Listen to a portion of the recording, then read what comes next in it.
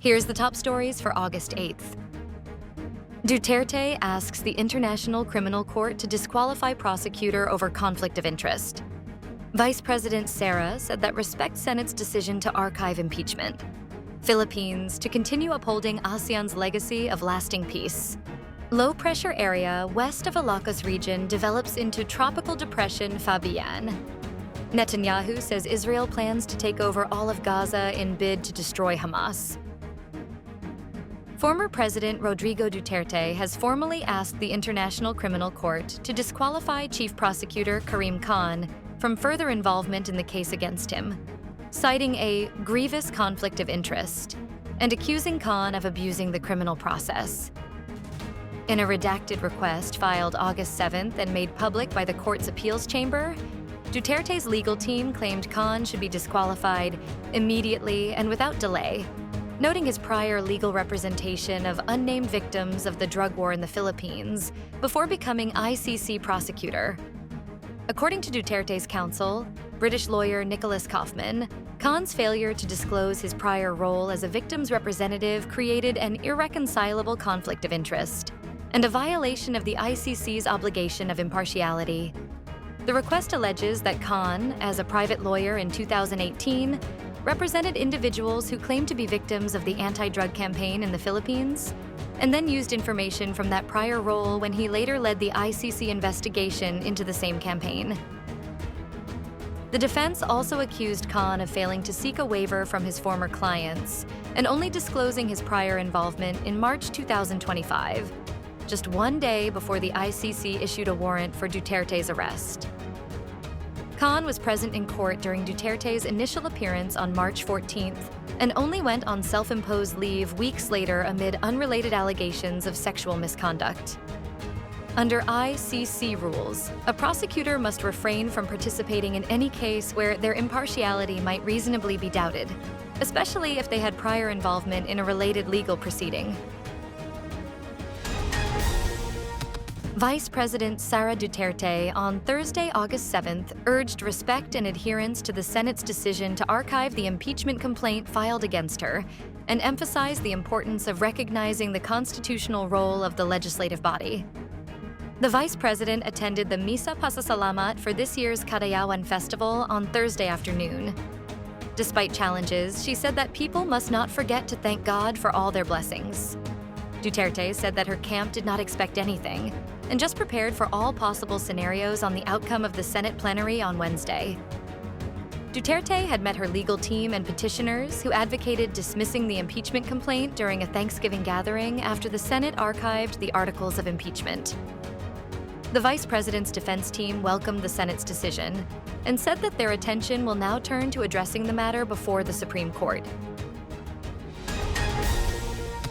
President Marcos vowed that the Philippines would continue upholding the Association of Southeast Asian Nations' legacy of lasting peace as it assumes chairmanship next year. In his remarks on the 58th founding anniversary of ASEAN, Marcos also committed that the country would build on the achievement of the ASEAN in addressing emerging challenges in the region. Through a video message, the president extended his greetings to the peoples of Southeast Asia on the 58th founding anniversary of the ASEAN, reaffirming the Philippines' commitment to the bloc's principles of peace, inclusivity, and regional cooperation.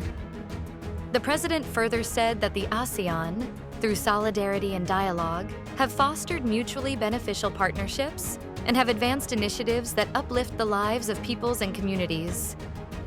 He also paid tribute to Malaysia's chairmanship, saying that under their leadership, ASEAN is steered by the themes of inclusivity and sustainability. The Philippine Atmospheric, Geophysical, and Astronomical Services Administration on Friday, August 8th, said the low-pressure area west of Ilocos Norte has intensified into a tropical depression and was given the local name Fabian. At 10 a.m., the center of Fabian was located 185 kilometers west of Batak, Ilocos Norte. It is moving northwest at 10 kilometers per hour, with maximum sustained winds of 45 kilometers per hour and gusts up to 55 kilometers per hour. No tropical cyclone wind signal is currently in effect, as Pagasa said, Fabian is not expected to have a direct impact on the country's weather. However, moderate sea conditions, waves ranging from 1 to 2 meters, are expected over the coastal waters of northern Luzon. Mariners operating small vessels are advised to take precautionary measures or avoid going to sea, especially if under-equipped or inexperienced. Prime Minister Benjamin Netanyahu said Thursday that to destroy Hamas, Israel intends to take full control of the Gaza Strip and eventually transfer its administration to friendly Arab forces, as the Security Cabinet discussed a widening of its 22-month offensive. Expanding military operations in Gaza would put the lives of countless Palestinians and the roughly 20 remaining Israeli hostages at risk, while further isolating Israel internationally. Israel already controls around 3/4 of the devastated territory. Families of hostages held in Gaza fear an escalation could doom their loved ones, and some protested outside the Security Cabinet meeting in Jerusalem. Former top Israeli security officials have also come out against the plan, warning of a quagmire with little added military benefit. An Israeli official had earlier said the Security Cabinet would discuss plans to conquer all or parts of Gaza not yet under Israeli control. The official, speaking on condition of anonymity pending a formal decision, said that whatever is approved would be implemented gradually to increase pressure on Hamas. Stay updated with the latest news. Visit our website at www.mb.com.ph or follow us on social media. Thanks for tuning in to the Manila Bulletin Daily Rundown.